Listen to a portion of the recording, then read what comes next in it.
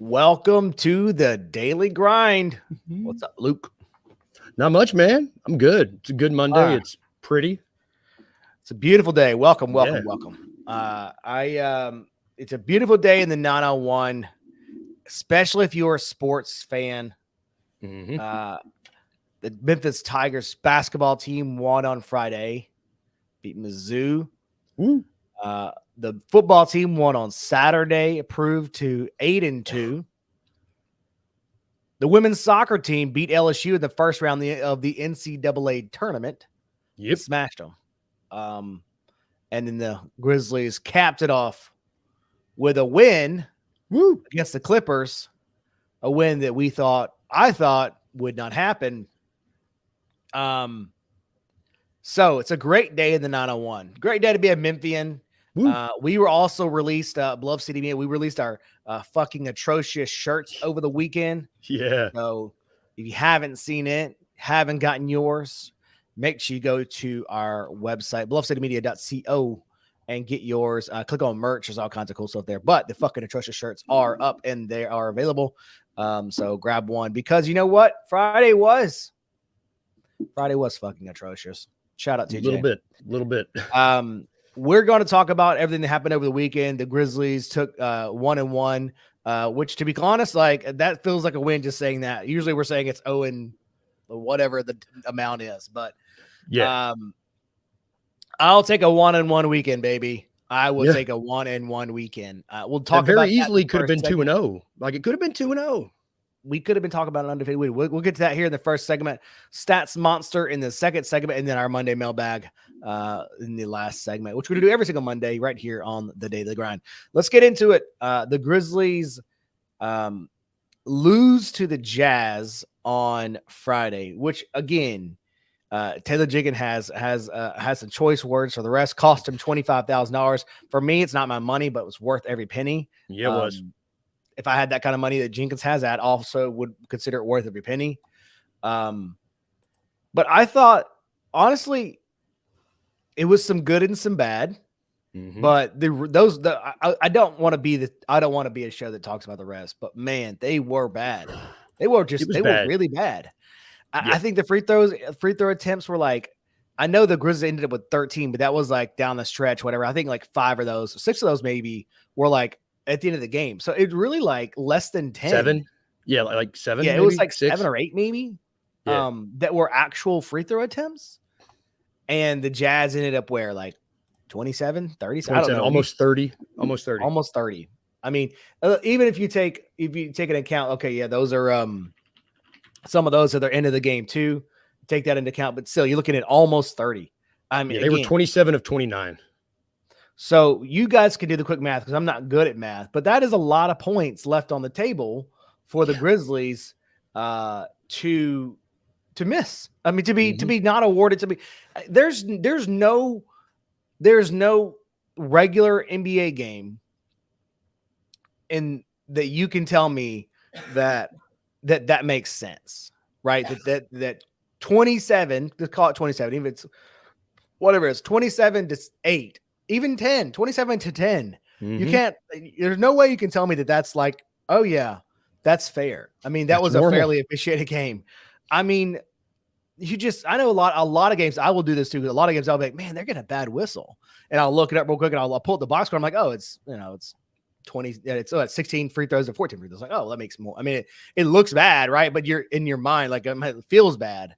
Yeah. And you look it up and like, oh, it's not that bad. Like it's, it's pretty even, right? Like they've gotten some 2, we've gotten some whatever. Like in the moment, it's like 3 calls in a row, and you're like, shit, man, this feels like this is getting a little one-sided here. Yeah. But that one truly felt one-sided. I mean, look at Jaren. Like Jaren, he's been like fouling much less, doing a better job at that. And in this game, he's ejected in the third. Like the ejection also was ludicrous. Ludicrous, right? Dude. Crazy. Absolutely. I mean, Jaren is a guy that I don't feel like goes to the refs that often. I mean, I know he gets frustrated with himself, I think, frustrated in the moment. Yeah. But I don't think he's not a guy that's going at the refs. He's not a guy that even arguing a lot. I think he's not even a guy that chatters. And throwing Jaren out for that shit was also atrocious. Like that was just ridiculous. Dude's frustrated because he's just getting hacked the whole game, and it happens a couple times in a row. And he's like, and he's upset about it. And then his arms are so long that you can see him. You see him because when he gets frustrated, it's hard to miss because he's so big and long. Like the refs see it all the time. A tech is one thing, right? I get that. A double tech back to back and throwing him out. It just, I just do not understand that. I really don't. Yeah, I don't get it. I don't think the guys did either. Like Luke and Santi, the guys that were on the court with him, they were like, seriously? Like what? Yeah, everyone was genuinely confused. I know that. Either way, the Grizzlies lose to the Jazz, which was, like you said, a very winnable game. Dez has 37. And just if the Grizzlies keep Jaren, I think they have no problem winning that game. I really don't. No doubt. I just, I don't know. It's frustrating to remember because the win was so cool. When the one win we got was so good, felt so good. Then sit there talk. I forgot. I had almost forgotten Jaren got ejected until you reminded me, and now I'm upset. I'm upset all over again. You're welcome. Damn it, Luke. Happy Monday. Yeah, happy Monday. Yep. But yeah, good news is though we're still not last in our group in in-season play. Somehow, the Suns are behind us, and they've only lost one game. I don't know how that's possible, but. Have they only played one game in the NCAA tournament? We played 2, so we're 0-2. Oh, I think they have their next one tomorrow, I think. But they're still technically behind us. I don't know. It's weird. I'm trying to look at the rules. Well, not for long. But silver linings and such. Look, I don't know what there is much more to say about that Jazz game. It was winnable. They didn't win it. They let Lauri Markkanen, Jordan Clarkson go. I mean, they let a lot of things happen. They shouldn't have happened. They let a lot of guys get hot. It's the same shit, right? The same stuff. Let's be happier. Let's do a more positive note. The Grizzlies win yesterday against the Clippers. I thought they'd go 1-1 over the weekend, but not like this. I thought it'd be opposite. I thought they'd have, I thought it'd be a Jazz win and a Clippers loss. Yep. And man, the Clippers got real problems. Dude, like that bad. I didn't expect it to look that bad. Like, it's the first time I'd seen them play on TV, and they looked bad. Just bad. They made the Grizzlies look like a real team. Yeah. Real team. The Grizzlies start off really strong in that game. And even that first quarter was probably the best first quarter we've seen all year. No doubt. Grizzlies, the offense was probably the best it's looked all year. It looked like a legitimate offense. There were stretches in that game where it felt like they went back to their old ways. Like, we're just going to jack up threes.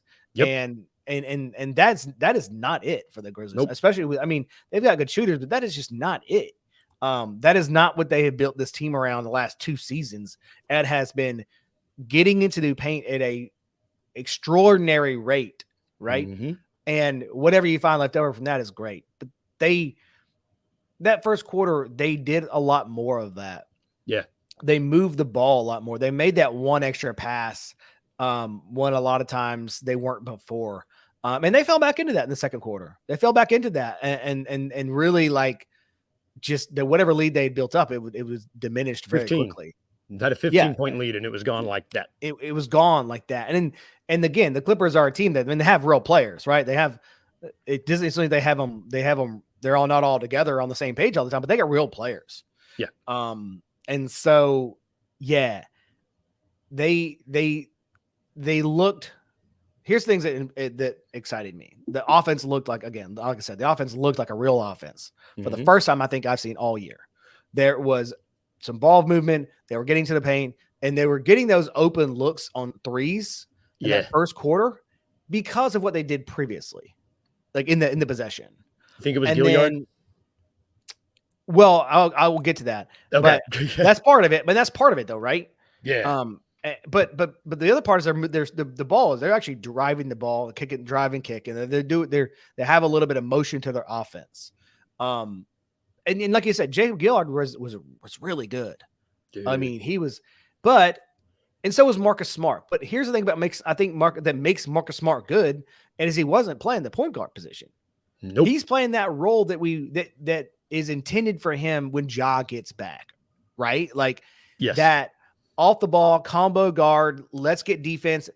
He gives you some offense sometimes, like scrappy hustle, like all those things. Doesn't have to worry about initiating the offense. Doesn't have to worry about that. Doesn't turn the, like he had, still had 5 turnovers, but still, like they weren't probably as glaring as we see them. We just have to assume those are going to happen at this point. Those are he's a turnover machine. Point. Yeah, he is. Everything else though, like that's the best game he's had. Like, and and he was playing third or fourth fiddle, which is where we need him to be. Like I've been hearing people like he knows what he's going to be. He knows it. Yeah, and hopefully that should calm down even more when Ja returns. When the usage rate for your point guard is even higher than what Jacob Gillard was great, and he was actually initiating the offense. The offense looked good under him.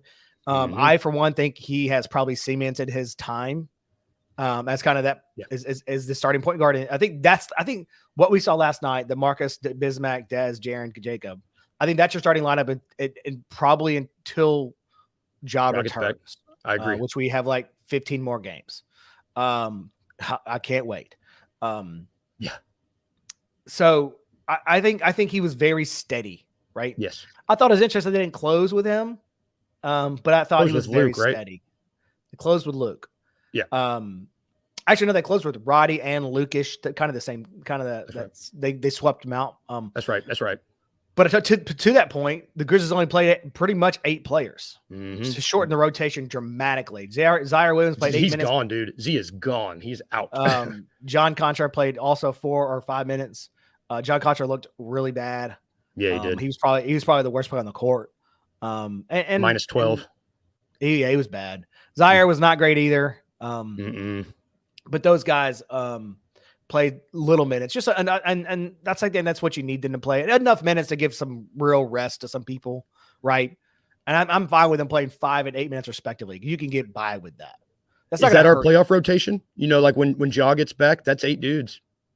You've got Roddy, Luke, and Santi as your 3 dudes. That would push. That push Jacob. Jacob won't play anymore at that point. Oh, but he needs. That's true. And honestly, if he keeps doing this, you can just alternate between him and Roddy. Like they're cheap enough. They're both. You can use them in different situations. I'd be interested to see, does Jacob Gillard still continue to get minutes after Ja comes back? I mean, that would be an interesting conversation. Is he the guy? I mean, is he your backup point guard? Is he your Tyus Jones? Yeah. Is Derrick Rose done? Like as Sane calls him, the tiniest Jones. Yeah. I saw that. That's so good. That's so funny. It's kind of, and to Derrick Rose's point, it sucks that the Grizzlies didn't know that Jacob would be efficient or be good in these minutes because, like you signed, people can say, well, why do you just sign Derrick Rose? You have Jacob Gillard right there on the bench. Yeah, but he's a 2-way guy. Like you don't expect those guys to do it. You don't expect those guys to do anything, right? He did not play nearly this well in the G League last year. He wasn't exactly. This good. So like, you expect him to. You don't know when you throw him out there in big minutes, not G League minutes, right? What is going to happen against actual NBA players? Like, and to be clear, it's been a couple games. Like, I don't want to pump the brakes on. I mean, I love it for Jacob because I think so far the small sample size has shown that can be a good player, shoots the ball well, really manage the edges of the court, and that's what you need. For a guy that's 5'9", it's impressive. Yeah, exactly. He looks so tiny out there. It's so small. For everybody, like, hey, let's give him a full, I've seen a lot of let's give him a full year contract. Let's whatever. Like, it's been, like I said, it's been a couple games. Like, pump the brakes on it. B, you would have to cut somebody. So who are you going to cut? And C, most importantly, he's a 2-way guy. That's literally what a 2-way He is a 2-way. That is what a 2-way contract is designed for, is to allow the team to reap all the rewards of a player that is good without having to use the roster spot. That's literally the design of the contract. So there is no chance on this earth that Jacob Gillard is getting a full-time, like a full deal until the end of the year. Like Kenny Lofton. Like Kenny Lofton. If they come to the end of the year, they have a roster spot. They feel like he's going to, be a guy that's going to be long-term, then maybe they'll convert him. They'll reward him. Right. But that's not happening. And I love the idea of people talking about it, but it's just not happening. Like, it just won't. Big waste of money. What will happen is Bismack Biyombo, like that segue. What will happen is Bismack Biyombo will stay. That was good. Great game yesterday. I mean, Bismack Biyombo was all over the place. 13 points, 12 rebounds. I would dare say probably one of the better guys on the court for the Grizzlies. He was a plus 20, dude. A plus 20. He was everywhere. I mean, he's exactly what you want him to be. He's exactly what Steven Adams does for this team. And so I thought Bismack Biyombo was really, really good and encouraging to see him do those type of things. And to be clear, since he's been starting, he's been doing those type of things every game. Yeah. It was more so yesterday. I mean, he did a lot on defense yesterday, but he's been doing those type of things things every game. He made Zubac look foolish yesterday. Made him look foolish. Yeah. It's interesting I don't know who they'll waive at this point. 2-for-1 trade, dude. That's what I would do. That way you don't have to waive anybody. I don't know who you get. Yeah, I would obviously they think that is the best case scenario is they make a 2-for-1. Yeah. Those are always just hard to do, because everybody's got 15 players, right? Like that's the problem with 2-for-1s, or people throw trades out to me like, oh, here's this 3-for-1. I'm like, no one's taking back 3 players, right? Like not now. No one's doing that. Yeah. And so 2-for-1s are always difficult because everybody's got 15 slots for the most part, everybody's got a full roster. So people have to really make decisions on, do they think whoever you're trading them, which you want to move someone like, you want to move people like Kenny Lofton, Jake, John, and they're like, Jake Laravia. Yeah. I mean, what's the trade value for John Conchar, Kenny Lofton Jr., Zaire? Zaire Williams is probably your biggest trade value, right? Like where they see value in him. And so you probably have to pair Zaire and one of those rookies, and who sees value in one of those rookies? I don't know. It's a difficult decision. So ideally, yeah, I think that's the best part. I think the most likely scenario is that they have to waive somebody. I think that's the most probably straightforward scenario for them, because they just don't know what partner they find out there to take a guy back, or take 2 guys back. I would hope so. I really do hope they are looking to improve the roster. I know they're 2-8. Yeah. I really do hope they would be looking to improve their roster. And so we'll see. But yeah, sorry, we got to find a tangent, but we're talking about Bismack Biyombo. He was great. Awesome. And they will have to find room for him for the entire year. I mean, there's no way around that part about it at all. He has to stay for the entire year if the Grizzlies want to remain competitive in a way. It's imperative to our offense. He has to. It's imperative to offense and defense. I mean, the way he plays on defense is just, again, it's just as good as his screen setting ability. And if he can grab you, 10, 11 points a game, again, all you need. Steven Adams does, cleans those up, offensive rebounds with a putback. Like that's what you need from him. So he was really good. Luke Kennard had another double-digit game, 4 for 5 from 3. Like dude's just been a steady hand. Shout out to his mom. She liked a tweet I sent out the other day talking about how good Luke was doing. He's had like 60 points in the last 4 games. His shooting splits are like 56, 52, 100. Like since he's gotten hot, he's been out of this world. Like so good. Yeah. Shout out Luke's mom, fan of the show. Yeah, Luke's mom. Mrs. Kennard. Mrs. Kennard. We'd love to have you on, Mrs. Kennard. Come on anytime. We know you're a big fan. That's awesome, though. He was great. Desmond obviously was very good. Who was not good? Jaren Jackson Jr. really struggled. Yeah, it's weird. He really struggled. And I tweeted this at the start of the game, like, dude, they really needed to. I thought they needed to use their styles even more, right? With a team that didn't really match up with them on the bigs, like Jaren. I mean, they did a really good job of moving Jaren off his spots. I thought that was impressive. But I think if you're Jaren, you got to be bigger. Right, you got to be bigger, and you got to be more aggressive. And I don't know if like the double tech, I was going to say has something to do like in your mindset of like if I'm too aggressive, they're gonna whatever. I don't know. He already had 4 fouls. I mean, he did have 4 fouls. Maybe he was just like, I got to be careful. I can't. They're looking at me now under a microscope. I mean, who knows? Because he didn't play like he has been last night. Yeah, I mean the fouls were, again, like I said just earlier, the fouls were 23 and 24 respectively. So I digress. Let's take a quick break. We've already been way long in this first segment. Let's take a quick break. We'll be back to our stats monster on the other side. I am highly upset, man. Oh, man. ESPN, you dastardly dogs you. Last week had us feeling good. They picked the Grizzlies to be first in the West with about 48.5 wins. And what a difference a few days makes. What a difference. You put out your list of the top 100 players in the NBA. Desmond Bain jumps in at 61. Jaren Jackson Jr. comes in at number 31. Jaren's top 25 to me, but if you, all right, whatever. I think that's a little slight to Jaren. Desmond Bain is disgusting, in my opinion. Then we get Ja Morant, All-NBA player, two-time All-Star, one of the most dynamic offensively players in the NBA, Ja Morant. That guy was number 35 on their list. Kenny Stubblefield, the same people that said the Grizzlies will be the first team in the West, they're going to get that done with just some regular dudes. Tune in to the Anthony Sane Show, Wednesdays and Fridays at 12 p.m. weekly on the Bluff City Media YouTube channel. Just curious, you kind of talked about the transfers and things like that. How has that changed your mindset from a roster management standpoint? Like, incredible recruiter. All the classes, I think we had 2 back-to-back and 21 and 22 top classes. How does that change with the transfer portal? Do you start focusing more on upperclassmen? Do you kind of get away from the younger freshmen? How does that work? Yeah, so I still believe in our coaching staff and the way we do things and developing guys. And that I will never get away from that philosophy. We're still going to recruit a high school class. Now, there's a lot of colleges out there that say, screw this. We're pushing all the chips in on this roster, win right now, and we'll figure it out. Sure. And if it doesn't, right, it implodes and bad things happen. But I think you still have to bring in true freshmen and develop them and see what they can become. And that I'll never waver from that. But the portal certainly changed things. Tune in to Tigers Untapped with TJ Willis and Trey Lasley every Wednesday at 3 p.m. on the Bluff City Media YouTube channel.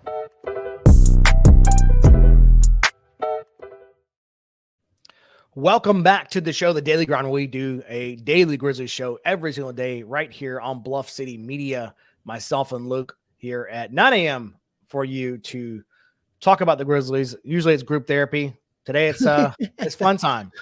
And this is the part of the show where we do a little bit of shameless promotion. If you're not already a Bluff City Media insider, make sure you go and do so. It's super easy, super affordable, and it really helps us out. $5 a month, you get access to our Discord. You get access to our insider insights, all of our insider articles. Like Luke, you just dropped a piece today. Joe Monex just dropped a piece today as well. Like some great guys, some great pieces from those guys already. That's the kind of stuff you can get with a Bluff City Media Insider subscription. You also get access to our merchandise early, as well as 20% off from our merchandise too. So it literally pays to be a Bluff City Media Insider. So go and sign up. If you don't have the money, don't have the cash, don't have any of that, don't have $5 a month. If you want to just subscribe to the YouTube channel, that's also super helpful for us and provides us with a little bit of value as well to help us continue to do these shows for you guys. All right, let's get into our stats monster. It's going to be, as we were alluded to, Desmond Bain. Yeah. We talked about this on Thursday or maybe the Friday show. What we thought was going to happen with Desmond. Desmond Bain, 37 points on Friday, 8 assists, 2 blocks, 4 rebounds, 7 for 13 from 3-point land.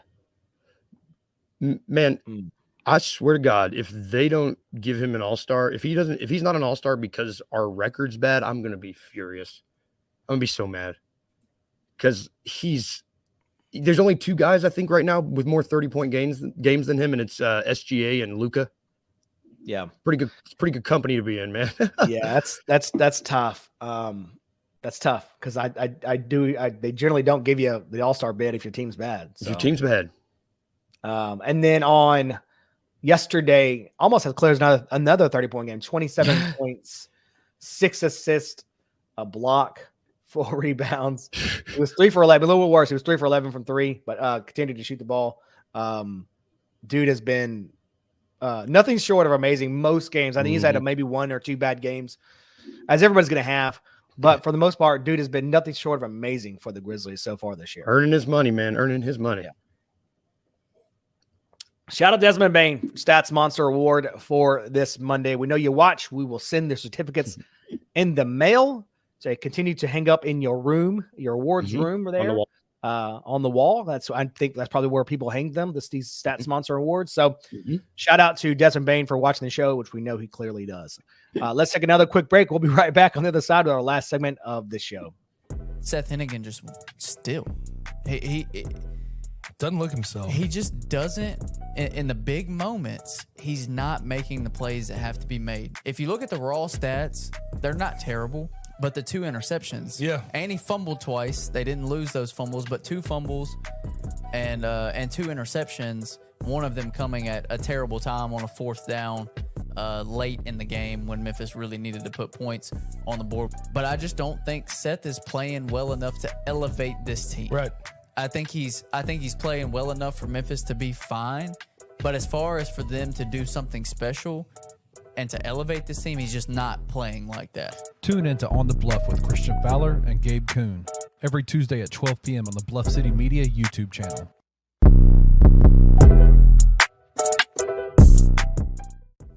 Kenny, there are certain guys in the NBA that are enigmatic players. They're going to be appealing to a large fan base. But when you have guys like that, who like Ja Morant, who have off-court issues he's had, Kyrie Irving has had the things he's had, the NBA doesn't particularly like the fact that those guys are larger than life. If I'm an NBA, if I'm ESPN, who of course are working together on all this stuff, I'm going to start telling you who you need to like. And it's going to be a different type of guy to kind of play off of the guys that are going to be there anyway. Let me put these squeaky clean image guys that we want to put in front of you up there as well to kind of counteract some of the stuff we get with the guys that we don't have any control out of. So let me put the Tyrese Halliburtons in front of you. Welcome back to the show, the Grizzlies daily show, the Daily Grind right here. Let's get back to the rundown, our Monday mailbag, last segment of the show. Let's make it a quick one, yeah? Yeah, let's do it. All right. Questions for us for today. Has Coach Prime failed this season? As someone who doesn't watch college football at all, couldn't tell you. I have no idea. I don't either. I went to Belmont. We didn't have a football team. We just had basketball. So I don't. I'm gonna say no though, just because I watched a couple of the games they won, and they were good. And he changed the program. The fact they won any games when he overhauled the roster like he did. I'm gonna say yeah. He didn't fail. Yes, he succeeded. I have no opinion.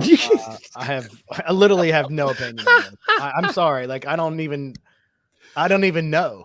So sure. I don't know, man. I don't watch. You're doing a great job. Hey, I'm doing a great. I know I'm doing a great job with this segment. So yeah, I don't know, man. Sure. Let's see. Next one. If the Grizz stay competitive and can sneak into a playoffs, what other trades they can make closer to the deadline? Oh, geez, we can make a whole show about this. Yeah. I don't want to get into specific trades right now because I think that's difficult. But I think we could get into the idea of players they should look for, right? I think the player that they need is the thing they've needed all along is someone off the bench who can really dominate the ball. A bucket guy. A bucket getter off the bench. And again, Luke has been great, but I think that having someone who's a good, like a Tim Hardaway Jr., who is just a straight bucket getter off the bench, a playmaker off the bench. I think that's Karis LeVert even. Karis LeVert's kind of like that. And that's a great example as well. I think that's the idea of the player that they need. Do they have the assets now to go get said player? I don't know, because again, your assets are draft picks and young players, and those young players have shown to be not great. They've had terrible dress rehearsals. They've had, if you're trying to sell them, right? Hey, come buy this thing. They look like shit. So you're that car won't reverse. I'm not buying that. That car's got a broken windshield. It's fine. It'll smooth over. You just got to turn your head. Promise. Turn your head. Yeah. If you turn your head a little bit, they look better than they are. So I think that's the idea of what you need in theory. Will they be able to get that? I don't know. But I think that's what they're going to need, and that's what they've needed for several years now. To be clear, they haven't had the opportunity to go and get that person. So, next question: should a player's team record factor into his Heisman chances? We can skip that one. We don't watch football enough. We can skip it. You can. My answer is C. Answer 1. For me, C. Answer 1. C above. C above. Yeah. I don't, man. I don't watch any college football. Like I just don't. I bet on the things that Daniel tells me to bet on in college football, and I get mad when they lose it, and I'm mad at him. To be clear, I think we should give it to who poses the best. Just whoever can do the pose the best, just give it to them. I watch the Tigers football, right? But only like in passing. I don't even like watch it. Yeah, I have it on. Like, but if I have if I had to make a choice between like basketball and Tigers football, I would choose basketball. So, yeah. I watch more Premier League soccer than I do college football. That's what I'm doing on my Saturdays is watching Premier League soccer all day too. Watching soccer. Which, by the way, that Chelsea and I know no one cares about this, but that Chelsea Man City match yesterday was amazing. 4-4 draw. I know that sounds really crazy. A draw that sounds amazing, but it was awesome. 4-4? 4-4. Yeah. Damn. It was a great match. Either way, next question. Who would win in a 40-yard race, Legolas or Aragorn? Is this Lord of the Rings? Lord of the Rings. It would be our Aragorn. I watched Return of the King yesterday. It would be him. What nerd submitted this question? Jesus. I won't out him, but he does have a podcast. He does have a show with us. It was Nate. I didn't say it. You did. It would be Aragorn. It would be him. He's one of the Dunedain. We can go to the next question.